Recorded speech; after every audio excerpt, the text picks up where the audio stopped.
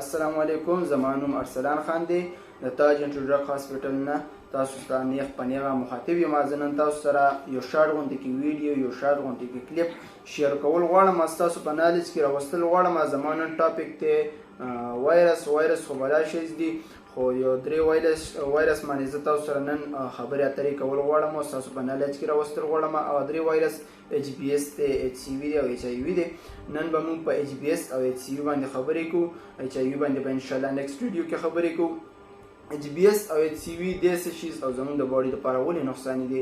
نو ایچ بی ایس چې او ایچ سی وي چې کوم دی، موږ ورته په اسانو الفاظو کې تور زیړی وایو، او دا زموږ په لیور باندې اټیک کوي او د لیور فیلیر موږ ته کیدی شي، لیور ډیمیج کیدی هم شي، لیور سیروسس هم کیدی شي.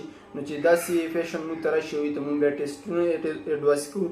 په هغه ټیسټونو کې موږ پی سی آر کوو، چې پی سی آر کله موږ سره پازیټیو راشي او یا ډیټیکټډ راشي، نو داسې پیشنټ ته بیا موږ په خپل هاسپټل کې، تاج انټرډک هاسپټل کې یو ځان له روم اډوایس کوو. د هغوی دپاره ځان له پروټوکول ورکوو. د هغوی دپاره چې کوم د کانې فیني سامان دی هغه ځان له وي، د هغوی د ریکوایرمنټ چې کوم وي هغه ځان له وي.